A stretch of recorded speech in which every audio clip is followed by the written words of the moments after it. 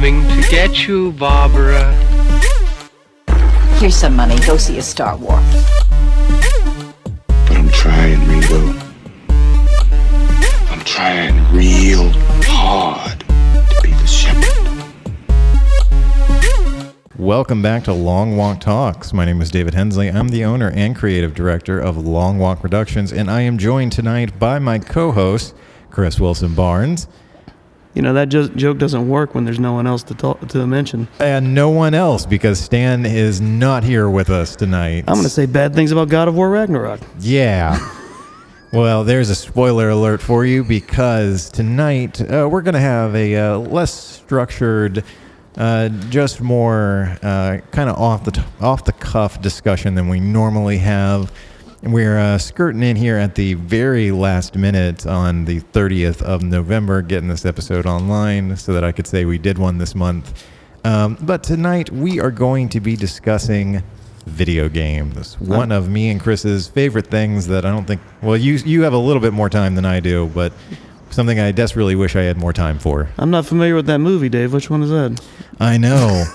Well, you know, we started this podcast under the premise of talking about all multimedia, not just movies. And then we went for like 3 years doing movie-themed discussions. And it's been a long... Have we ever talked video games on here? Yes, but years ago, like you said.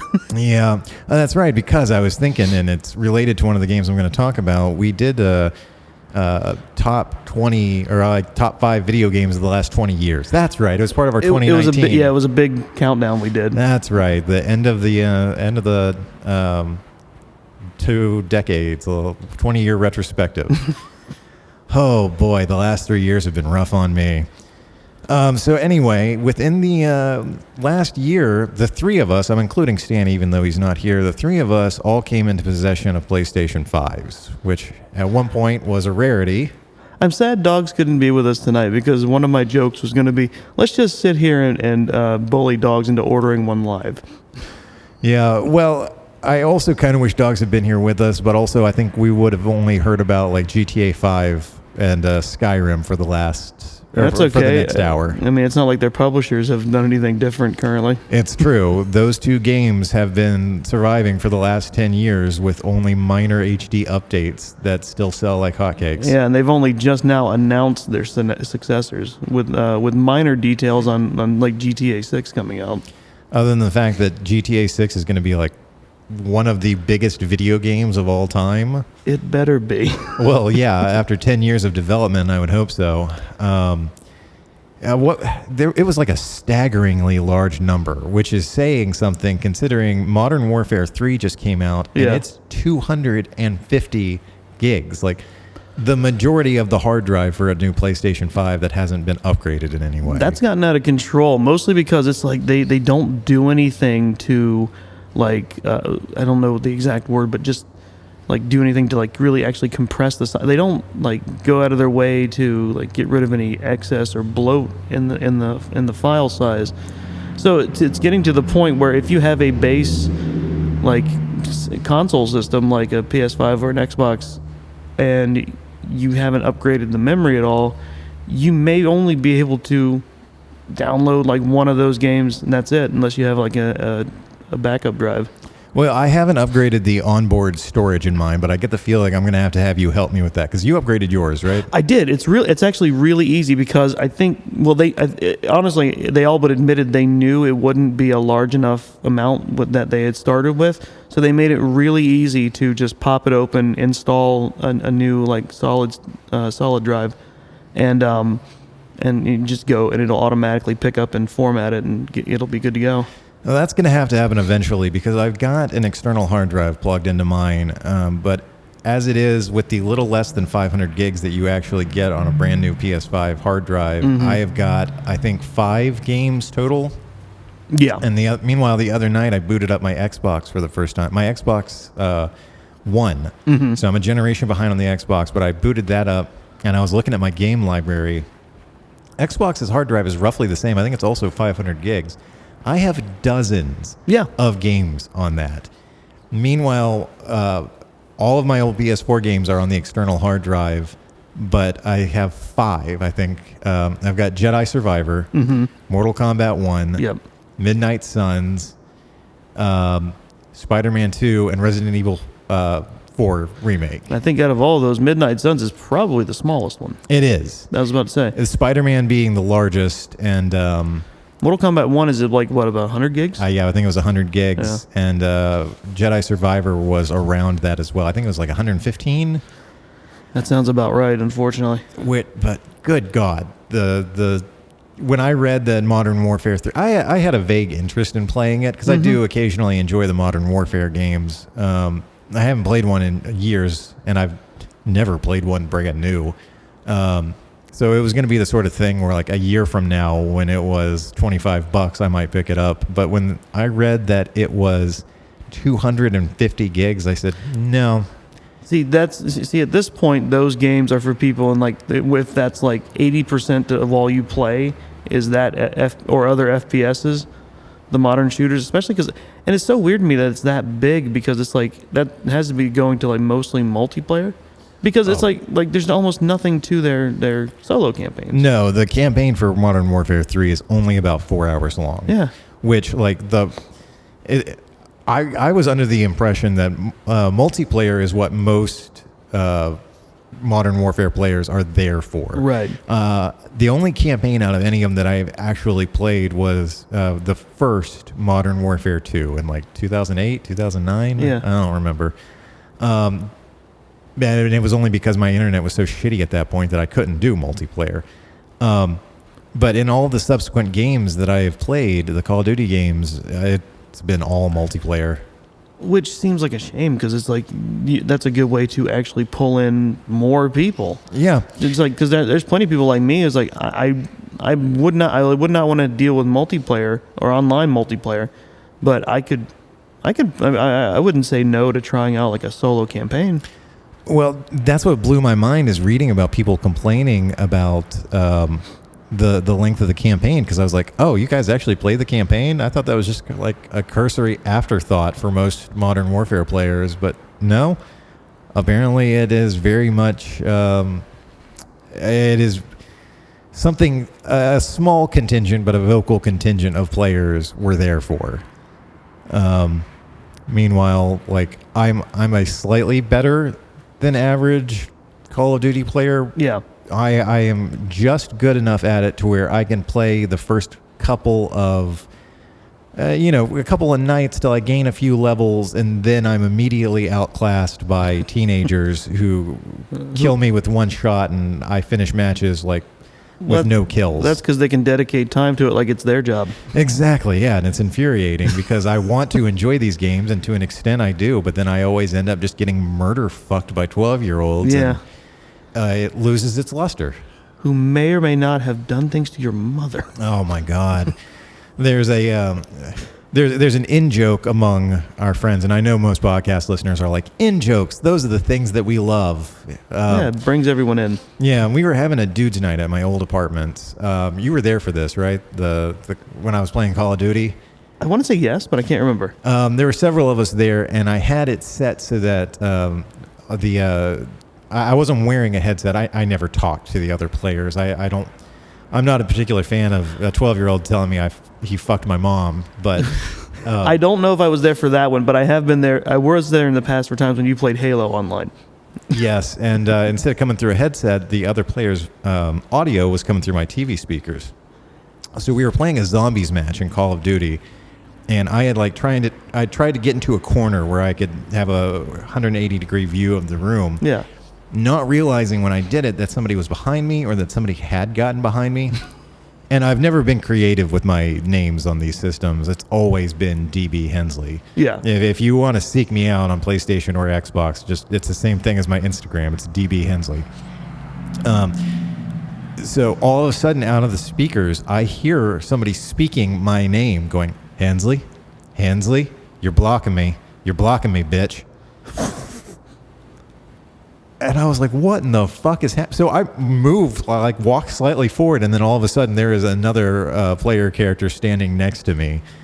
But it just blew my mind that it was hell of a lot better than, I fucked your mom or whatever. But still having somebody hundreds of miles, potentially thousands of miles away saying, Hensley, you're blocking me, bitch. That one quote has been memorized amongst all the people there and still gets brought up often. Anyway, that was a long way of saying video games. We love them. I wish we had more time to play them. It's true. Chris, since you have obtained your PS5, what have you been playing? Or even before that? Well, in general, I mean, not particularly to me, but it's just like for in general. I don't know if you've been paying attention. 2023 has been like a pretty good year. It's like solid year for games. This has been, I think, the best year for video games in a long time, but possibly since like the year that GTA 5 and Skyrim came out. Yeah, really big. So yeah, I mean, it was big for me personally because I got a PS5 this year finally. But before that, I mean, I kind of wrote down a list. I went back and looked at all the stuff I've been messing around with, and there were quite a few things I did play this year. The first thing I want to talk about is an interesting game. I don't know how much patience a lot of people would have for this, but there's a game it started as a mod for either Half-Life or Team Fortress. It's called the Stanley Parable. Oh, it's Half-Life, I'm pretty sure. I've not heard of this. Yeah, it was an old one, and that eventually spun off and became its own game. And I think in late 2022, early 2023, came to consoles. And the whole game is you are in control of a character named Stanley, first person, who just comes to in his office and realize everyone else is gone, and he's trying to find his way out. And as you're trying to navigate this, suddenly there's a narrator who is narrating the events. And as you come to find out, the narrator has an idea of how this story should go, but you still have control. So the whole thing becomes a gigantic exercise in a meta-narrative that was expanded when it was brought to consoles. There was a big update to it. And the whole thing is just an experiment in screwing with the narrative, honestly. Fantastic. It's interesting. It's a lot of fun, and it's also great because the only person who speaks is the narrator, and it's usually combative. So you're basically going against God. Essentially, the voice of God, at least. It's like one of the first things you can do is you're given a choice at almost every step to go along with the story, or fuck with it, go back onto the story, keep going, keep deviating. There's just so many different ways. It's as if God is saying, don't cross that street, and you go, fuck you, I do what I want. Kind of, yeah. I could get behind that. I love shit like that. It is, yeah. I would recommend it if you ever see it on sale to try it, to get it and try it out, because it's interesting, and it goes places. It goes a lot of different places. That's just how I live my life, not in video game form. Just fuck you, I do what I want. And then I also played, back in 2007, 2008, Telltale Games released new point-and-click games starring Sam and Max, freelance police. It had been years since there had been games for them, so not since Hit the Road, like the old LucasArts one. And they did a total of 3, but they had remastered the first 2 in the series, and I played through most of it. And they're really fun. They're really interesting. They're a lot of fun, and they keep a lot of the humor from the characters. I thought that was really great. I played. There was a remaster of a game called Pac-Man World, which came out the early PlayStation 1 era, where it was basically a 3D platforming run and jump game starring Pac-Man, and you're trying to rescue his friends and family and beat his nemesis, who. And it's a really fun game. I have not beaten it, though. I got to the last level, the final boss, and his patterns are so infuriating I gave up. I've yet to go back and try again. I played a game I got on sale called A Short Hike, which is not really a walking simulator, but it's kind of a game where the whole point is just to explore the area, and there's stuff to accomplish. And there's an overall goal to accomplish, but you play a young. All the characters are anthropomorphic animals, and you play a young bird, who is trying to hike up a mountain where they're vacationing at, and you're meeting all the people and you're doing various things. It's one of those games. It's very much a chill out game. It's very much a chill game where you just take your time and do whatever you want in it. Let's see. And then once I got the PS5, I played Astro's Playroom, the game that comes with it, which is a lot of fun. It's a game where you go through these various play areas that represent all of PlayStation's history in their games. I wasn't even aware that this was a thing. Yeah. It's on the console. Really? Yes. Yeah. I have not noticed this. Yeah, it should be on there, and if it's not, you can download it. Because once it detects you have the PS5, it's free with it. So okay, I'm gonna have to look for that. it's just it's like a very simple platformer where they want you to, and the whole point of it is go through PlayStation's history, and also it teaches various levels teach you the ins and outs of the new hardware of the PlayStation, especially the controller and what you can do with it. Like it's supposed to. It has a level that helps you learn the context-sensitive bumpers and all that. Interessante. Yeah, I'm gonna check that out. It's a nice little platformer. The game I got the game you got me for my birthday, Marvel's Midnight Suns, which I know we discussed this at length. It was a fun game. It feels a little weird as an actual console game because it's like it's not bad. It feels like a mobile game that escaped though. Oh, that's a very fair assessment. Yeah. Because it's a deck building combat game. And then you run around in between and you build social relationships, and it's basically like you do your dailies in between, and you get new stuff and you make new stuff, and then you go out on the missions. It's very fun for what it is though. Yeah. Oh, I loved it. And it's got a very interesting story to it too. It's a major game that focuses on like the mystical side of Marvel, which isn't something that gets done often. Yeah, I loved this game. I'm going to talk about it more at length when it gets around to me. I'll let you do that. Okay, so let's see. Okay, so I'm gonna. There's a couple more, but the one I'm gonna end on is gonna be the weirdest one. Earlier this year, a couple months back, they released a new Double Dragon game called Double Dragon Gaiden: The Rise of the Dragons, and it's a new Double Dragon arcade game. Basically, it's kind of a minor reboot, or it's basically like the original game, but they've taken a lot of the concepts from like mainly the first three games and mixed them all together. And not only can you play as the Lee brothers, you play as a new character they made up for the game, and Marion is playable.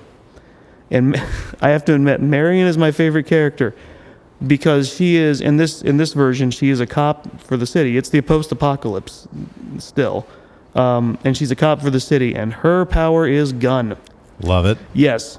It's like Billy and Jimmy Lee each either focus on kicks or punches. They have a big bruiser type character now, and Marion has a gun, which is great because it keeps people off of you. Nice. But yeah, they took a lot of interesting concepts. They added them to the beat 'em up. The nicest thing about it is there's a lot of replayability because there are basically 4 big stages. Big relative to how you play them. Like the first stage you play, you clear one area, fight the boss, and then after that, the next stages get tougher. Like the next stage you choose, now you have to clear 2 areas and then the boss. And then the last 2 you clear like all 3 areas of the level and then the boss. So so how much of a challenge you have with each main area depends on who you choose in what order. Okay. Which makes it a lot of fun. And then after that, you have an option of cashing out, and I'll explain that in a second, or going on to a final level. And the point of cashing out is you earn tokens through points in this game, and the tokens are used to unlock things to add to the game. Like there's a section where you can unlock music from the game, or for older games and from the game. There's concept art you can unlock, and the most important thing you can unlock is all of the mini bosses and main bosses from the game you can unlock using tokens to fight with and play through the game. Nice. They all have their own complete moves and everything.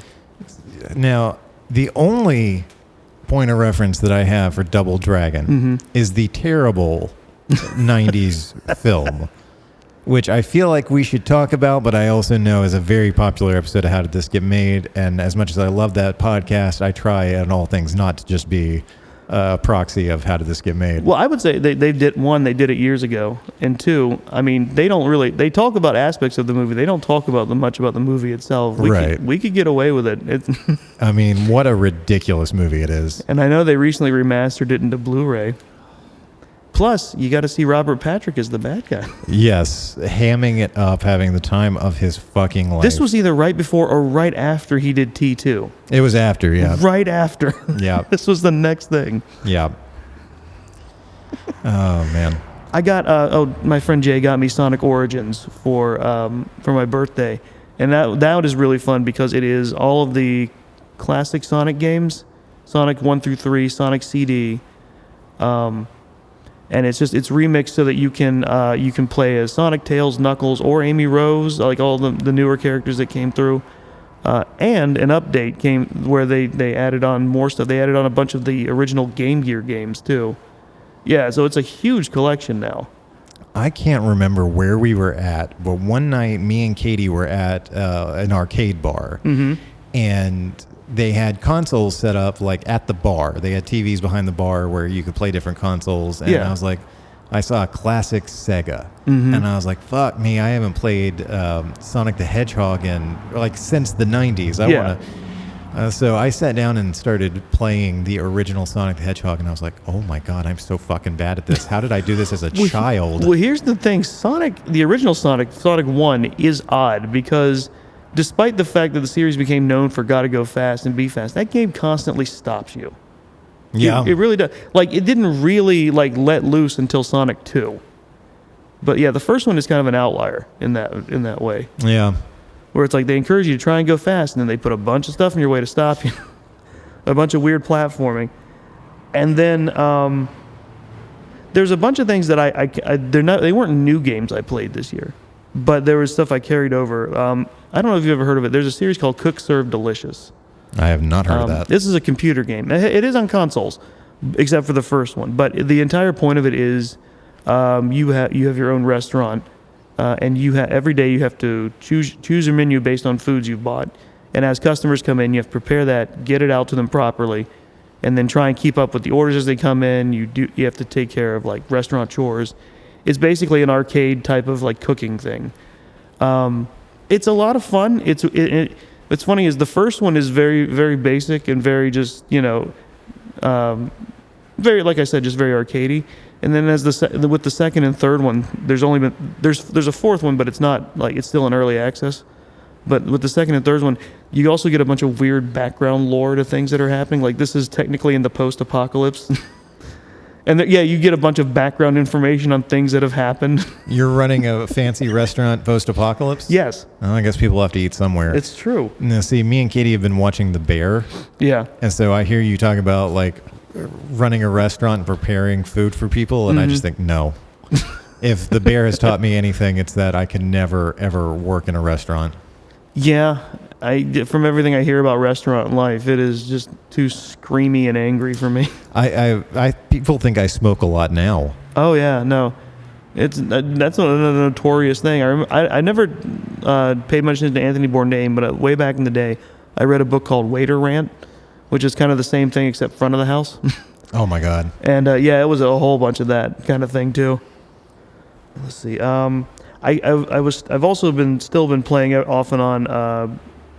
Fall Guys, which is a fun game. It's free to play now because basically they make their money off cosmetics and stuff. But it's like you basically control this little bean type character as they go through different various obstacle courses, and it's like an elimination show, except you play these little bean characters, and it's actually a lot of fun. It's very very interesting. That one's pretty popular. I check in every once in a while though. I don't keep up with that. I'm still kind of playing through Lego Star Wars. There's still a whole bunch to that. Yeah.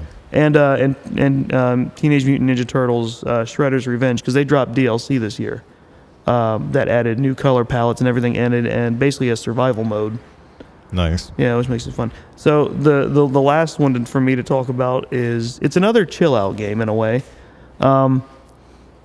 It's interesting because it's either, when you hear the concept, you're either all about it. You're either that's interesting, I'll try it, or you're absolutely not. it is, in my opinion, like the best of the simulator games, because there's a whole host of those. Yeah. Because this Farming simulator, right? those kind of thing. Not that one. Oh, okay. This one started life on like as a Steam game, and I finally got ported to consoles, which is when I finally jumped on it to play. This is called Power Wash Simulator, and the entire point of it is you're a guy who runs a power wash company, and as you are doing various jobs, cleaning stuff down with your power washer, and as you progress, you buy more powerful tools, and so you can get your jobs done faster. And it really is, the gameplay hook is it's pretty calming. And it's post-apocalyptic. No, but there is a bunch of weird shit going on in the background. It's bumping right up against the apocalypse, essentially. If you pay attention to what's happening in the background, there's some sort of strange thing there's some sort of strange weird thing happening in the background that they are trying to investigate and stop, and you get more mixed into that. You don't actually have to do anything about it, but you get more of that story as it goes on, because you'll get texts about it, and then you'll have to clean certain things, and they'll explain here's why it's so dirty, and it's like, and there's also a level where you clean a weird stone monument that is somehow connected to everything. It is. But that's just just to keep people kind of on the hook in terms of like, oh, what is happening? What am I doing? What am I actually cleaning right now? The other parts of it is just like you just take on there's like vehicles you can do. There's levels where it's just like this immense bathhouse, and the hook, like I said, the hook, if you're interested in it, is just going through and just cleaning this absolutely filthy area down, and getting it done, because when you finish at the end, you get a quick, like, almost like a GIF of your cleaning down everything from start to finish. You get to watch that as like a highlight, and then you move on, and it's just it's a time killer in a fun way, I think, because it's like I said, if you're not into that, you're definitely not going to want to touch it. Right. And I like really the only thing bad I have to say about it is sometimes, depending on the architecture of what you're cleaning, it can be maddeningly pixel perfect. There's like a button you can use to highlight where dirty things are, and there's a point where it's like you may have missed some weird pixel, and it's though you hit the button and nothing flashes, and it's like, what the fuck am I supposed to clean here?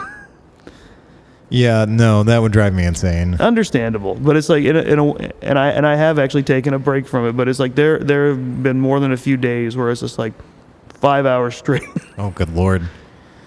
When you could be outside actually power washing. That's messy. Yeah, that's true. That's it. That's my rundown. That's everything I've been playing this year, except for one thing, which I think we can talk about together. Yeah, because we've both been on that train. Yeah, since obtaining my PS5, the first thing that I did as soon as I got it home was immediately download Star Wars Jedi Survivor. That's what I thought, yeah. Which I didn't 100% on it, but I came damn close. I just lost my patience with some of the weirder, more hidden things. But I'm in love with this series. This one and the first one, Fallen Order. One of the better current Star Wars stories. It really is. It might be the best, like, outside of the films, this might be the best side project. Loved The Mandalorian, loved... Andor? I actually haven't finished Andor, okay. Sadly. I need to go back and do that one of these days, but I loved Ahsoka. But as far as like the non-Skywalker related things go, Fallen Order and Survivor have been phenomenal. So from there, I went on and downloaded Midnight Suns, yes, which I ended up getting you for your birthday. That was a time suck of a game that I loved every minute of. It really is. Yeah, you hit it on that's another good one that'll suck you in, where it's like I was kind of on the fence about it, but at the same time I was like, okay, let me go a little bit further and see what happens next. Well, you touched on the gameplay of it, which is weird and takes some getting used to. Like the mechanics of it are very complicated. I ended up really falling in love with the story and the characters. Yeah. Especially the weird side characters who don't get a whole lot of love. Like, this is a video game where you can choose Iron Man and Captain America, Captain Marvel, Spider-Man, but the most fun characters to interact with throughout the story, because you play as an original character who is at, what do they call the Abbey? Yes. where the Midnight Suns are located. And the Midnight Suns are like a C or D squad of Avengers backups, basically, who handle supernatural threats. It's Blade. And you're a resurrected son of Lilith. Right. Yep. Demon Hunter. Yep. And so the main team is Blade, the Robbie Reyes Ghost Rider, Magic, Nico Minoru, and who am I missing? There's a fifth one in there. Scarlet Witch. Scarlet Witch. But she doesn't factor in immediately. Right. And then there's the I forget what her name is, the Guardian or whatever. The Caretaker. Caretaker, excuse me. Yeah. Man, like I said, it's fun to play as Iron Man and Captain America, but when you're running around, you're having to interact with characters and build up their friendship levels, because there's a lot of that. Oh, Doctor Strange, that's right. Doctor Strange is there, yeah. I just had so much fun interacting with these characters. Like at different points in the game, you can go and hang out at the pool on the property and just have a pool party with Marvel characters. You have to plan a surprise birthday party for somebody at one point. And it is so ridiculous in a game that is very high stakes. Yes. Like Lilith, the mother of demons, wants to come back and is using Hydra to try to take over the world. But you can say fuck all of that for long periods of time.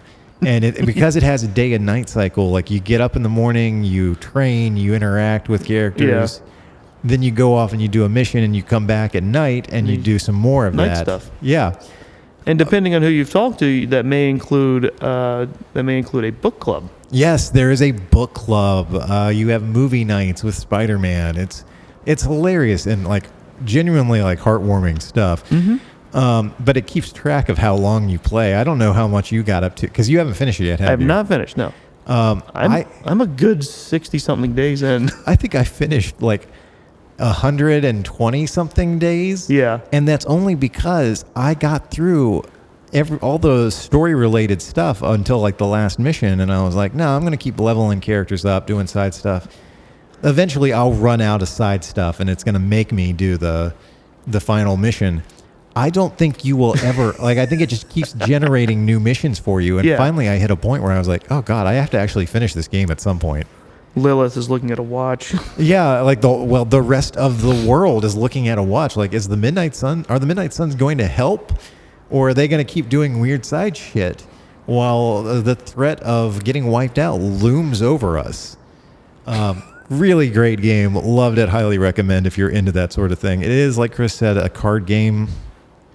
Which is hard to describe, but it is very much like a... Basically, you build a deck, and it's kind of like an isometric grid where your characters are, and you have to position them and attack, and you can use the environment. And basically, the cards that you acquire or create by leveling up characters or fusing completing missions, fusing things together. The cards you get and create, you can swap in and out and build your deck that way. And depending on who you have in, you basically build the deck by having cards set for each character. Yeah, and you have to be strategic about how you play them. You have to be strategic about which characters you bring with you, because you've got like heavy damage dealers who can't take a whole lot of damage. You've got buff characters that also can't take a lot of damage, but then you've got your classic tanks. I had a blast. Once I really got rolling and had figured out the mechanics, I fell in love with it. After that, like that took up the majority of my summer, and then I went and got cast in a show and didn't play it for 2 months. You know who's surprisingly sympathetic in that game? Eddie Brock. Yes. Oh my God. Oh yeah. There's a DLC that adds Venom, Deadpool, Storm, and who's the last one I'm missing? Morbius. That's right, Morbius. It was Storm and Morbius. I never took them on any missions. I had the lowest friendship levels with them. Didn't unlock any of their. I mean, I'm eventually going to do it, but they're low on the list, unfortunately. Yeah. Midnight Suns, highly recommended. There's going to be a pattern that emerges here that listeners might realize, which is that video games are expensive, and therefore I find myself very hesitant to try new IPs. I find myself constantly going back to things that I'm either remakes that I know I'm going to love, or established IPs that I'm pretty sure I'm going to like. It's the unfortunate reality of getting older, because that games being more expensive, plus having limited time, you want to delve into something that you know you're going to enjoy, and plus you know you're going to, since it costs so much, you're going to want to make sure it's either playable for a long time or replayable a lot. Yeah. So like Fallen Order and Survivor, Star Wars games. Midnight Suns is a Marvel game. The next one I'm going to talk about has been running for 30 years now. Mortal Kombat. Yes. Mortal Kombat 1, not 12, or it's 1 2. Yes, exactly. Mortal Kombat 1 2 came out back in September.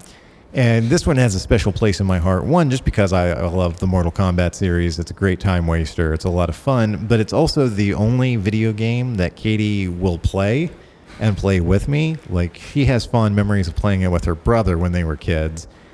So we have a lot of fun just picking characters and button mashing. And we don't really care which one wins. It's just fun to see what fucked up things we can make these characters do. Like, what kind of fucked up powers does this person have? What does their fatality look like? So it was one that, like, when it first came out, I played really hard for like 2 weeks. I finished the story. I finished Invasions, which is a new mode.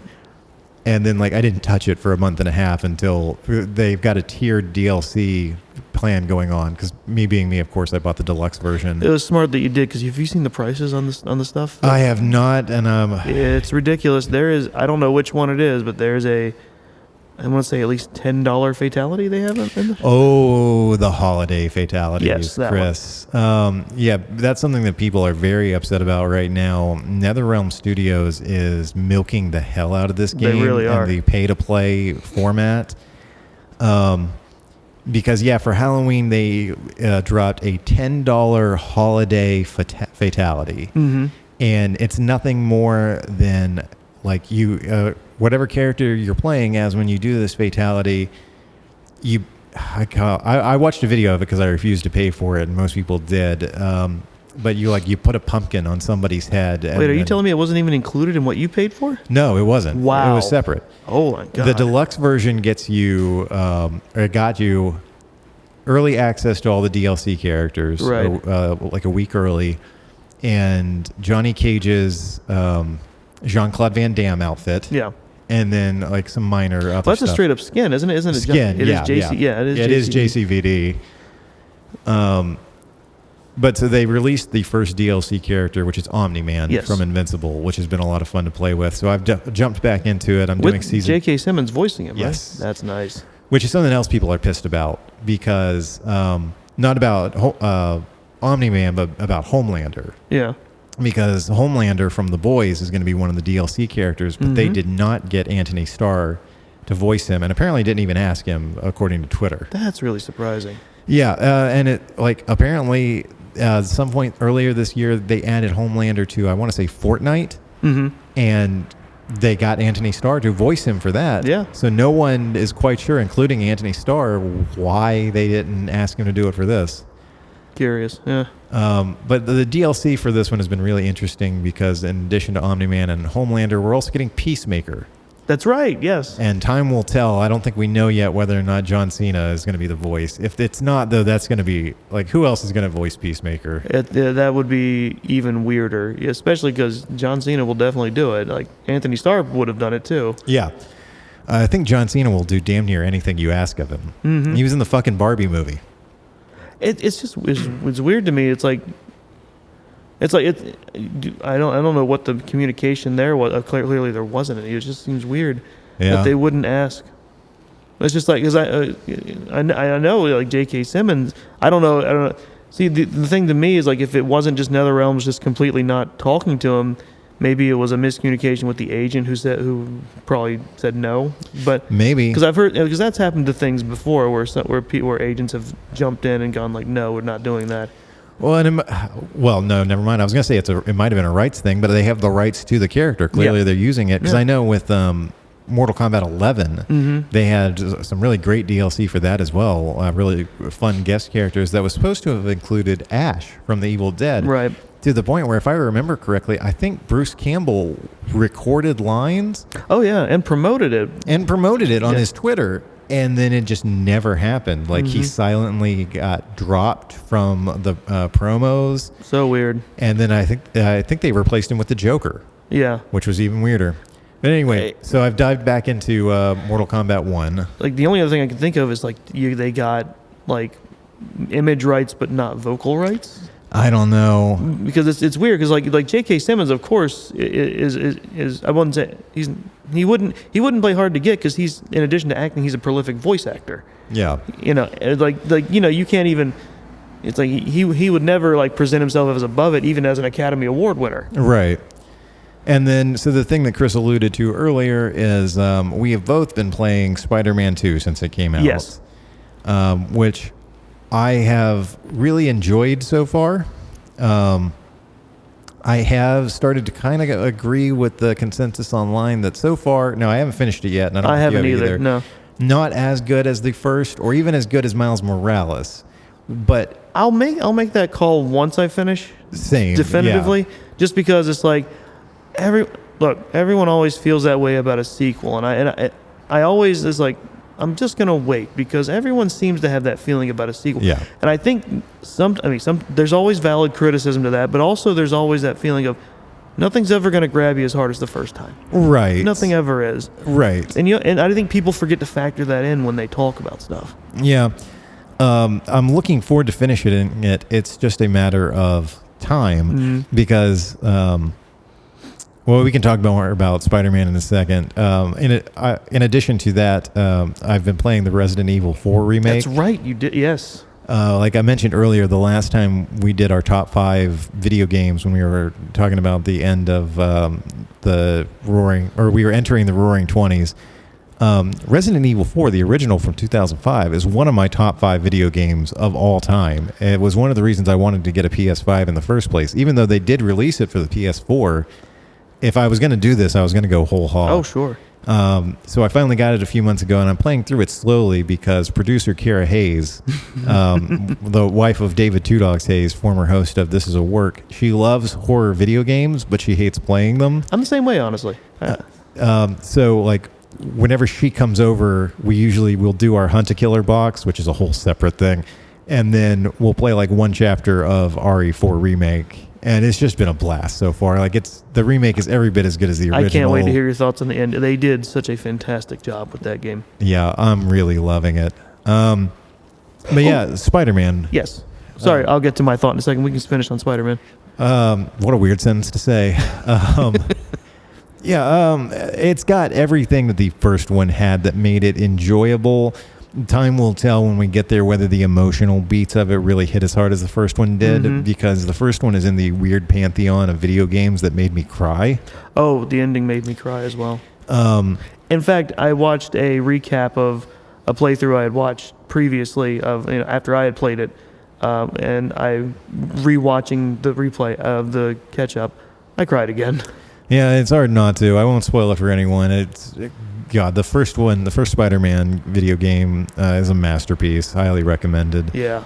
And plus, it's just fun. Like both games and Miles Morales too have a plethora of alternate suits that you can unlock and equip at any given point. It's so fun to change outfits between missions, which is again a weird thing to say. 100%. Now that I've got the symbiote suit, one of the first things I did was when I unlocked it was I swapped it out for the comic symbiote suit. Ah, nice. I haven't done that yet. I've just been rocking the advanced suit with the symbiote. Yeah, loving it. Can't wait to finish it. What were you going to say a second ago? I was talking about Resident Evil 4 reminded me. So I don't know how familiar you are with the series, but Alan Wake 2 came out this year. Are you familiar with the series itself? I have heard of it. I know it's another survival horror. I haven't played it yet. Kind of. Well, I mean, it is survival horror in Alan Wake 2. And there are the makers of the games, Remedy, you do kind of have to get apparently if you're gonna play that, you would need to play the other games to get familiar. But I was gonna recommend they remastered the first one, Alan Wake, and I would say if you have time, it's relatively inexpensive. It might be on sale right now actually because they're doing their sales, but I would recommend the remaster of Alan Wake 1. It's interesting because in the vein of RE4, the first game is way more actiony, and it's very interesting. There is a long list of things. Oh, I know. I've got my own queue. Yeah, because you've gotten me The Quarry and Goat Simulator 3. Yes. Which I am very interested in diving into. They released, again, going back to, the old comforts, things that I know I'm going to enjoy. They released an update of Dead Space earlier this year that I really want to dive into. The remaster / reboot of Dead Space, which did really well. Earlier this month, actually on the first of the month, they released the RoboCop video game. That's right, which was kind of like it had the potential to either be great or it had the potential to be garbage. And apparently, most people are leaning toward the consensus is good. Yeah. Yeah. So I'm looking forward to playing it. That's going to be one that's going to have to go on sale first. And then, so friend of the pod and frequent collaborator Chris Neville, because we know way too many Chris's. He and his wife Robin and one of their friends have like a weekly game night where they do online gaming of older games on the Xbox. Oh, that's cool. So a few weeks ago, he asked me if I wanted to jump in on it with them, and I said sure. And so I got Xbox Game Pass again because I had let that lapse, and they're playing Gears of War 3. And I've only ever played the first Gears of War way back in 2006. Yeah. So I started downloading this. And expecting, all right, well, this was an Xbox 360 game originally. This should not take any time at all to download. Well, my Xbox needed to update because I hadn't turned it on in about 6 months. And that took about 3 hours. So then I called Chris and I'm like, hey, the Xbox finally updated. I'm starting to download Gears now. Should be done in no time. 2 hours later, Jesus, it's like 10 o'clock at night. And I'm on the phone with him like, fuck, man. Actually, no. I had found my old Xbox headset and plugged it in and was in a party with Chris and Robin and their friend Byron. The three of them were all playing it, and I was just on the party line with them. Like, well, you guys have fun. I will hop in whenever this game finally fucking finishes downloading and join you in a couple weeks. I make a point, even if I haven't hopped on in a while, just to like now, just hop on occasionally and just make sure to check for updates, for that exact reason. Yeah, because I had been doing that. I'd been leaving my Xbox in standby mode so that it would update automatically. And then at some point the power must have gone out and I didn't turn it back on, and so now I was several updates behind. Oof. So one of these days, I'm going to get to dive into that with Chris and Robin and Byron. Resident Evil also reminded me. There's something I forgot to mention. It's a very small little I think it's on Mac too, a PC game that is Resident Evil 4 inspired, or specifically Resident Evil 4 inspired. It's called Save Room, and it's just a small little puzzle game. It's got like 40 or so levels, varying difficulty. Where the entire point is, because a lot of people found it was based on the fact that a lot of people found. Just not even as like an official function, just got a lot of had a lot of fun or just enjoyed the aspect in Resident Evil 4 of maintaining your inventory. Oh my God, the inventory system. Yes, the entire point of it is you are basically arranging items that you have, reloading guns and stuff so that you can fit everything into the travel case. And get it fit into the space they want you to, and that's the entire game. And it's about, I think it's only about $5. Yeah. No, thank you, because I've played Resident Evil 4, and I had to introduce Kara when she was watching to the joys of, in a very tense moment, having to pause the game and bring up your inventory so that you can combine all your herbs and reload your weapons and clear up and play inventory management. Like, okay, this grenade only takes up 1 block. I can move it up to clear up 2 blocks here so that I can grab this knife and get this shotgun. Oh, and I can combine all these things to make more shotgun ammo. And Jesus Christ. You were describing the exact function / appeal of the game. No, because that gives me PTSD, and I have enough of that already. But outside of the atmosphere, there's no actual tenseness to it. It's just a puzzle game. No. Yeah. Okay. No. Well, the other thing it reminded me was talking about Mortal Kombat DLC. I forgot to mention there's DLC for Power Wash Simulator, where when they ported it to consoles, they gave 2 free DLCs. One was It was it was a couple of locations and vehicles from the remaster of Final Fantasy VII that came out because Square Enix published it for them, and the other one was the Croft Mansion from Tomb Raider. Okay. So those came out free, and now they've released a total of 2 different paid DLCs. The first one is locations from SpongeBob. Oh my god. Buildings and and the How one do you power wash something underwater? well, Very carefully. yeah, I mean basically just how you do it in the show is. I mean, they start fires on SpongeBob underwater, so I don't. That's a good point. And the one that just came out actually about a week or so ago is Back to the Future. Really? Yes, specifically the DeLorean, and I think a couple of other locations from the movie. Well, we've got a few more minutes here, and we're I think both wrapped up just about with our video game. So, since you brought up SpongeBob, every once in a while, I like to sprinkle in random stories for our listeners, like the aforementioned "You're blocking me, bitch" story. I have never once sat down and watched a full episode of SpongeBob SquarePants. Dave, they're 11 minutes. I know. And even like when I was in college, it was extremely popular even among college students, mostly who smoked a lot of pot. Well, basically, yeah. Watch SpongeBob. There's a reason for this. So the summer of 2004, right after I graduated high school, but I hadn't gone to Winthrop yet for college, I was dating this girl and went, it was very early in our relationship. It wasn't a very long relationship, but I went over to pick her up for dinner one night. And this was, as much as it pains me to say this, at a time before like texting was as readily available as it is currently. Right, yeah, before it was actually easy to do. Yeah, this was almost 20 years ago. So we were gonna go out to dinner. I drove to her parents' house to pick her up. I knock on the door, and who answers but her father, in his boxers, a white tank top, with his mullet hanging down past his shoulders, and a big old mustache and beard. And he looks at me, and my first thought was, do I have the right place? Like, what is fucking happening here? And so I'm like, hey, I'm here to pick up. I won't say her real name. We'll just say I'm really bad with making up pseudonyms on the spot.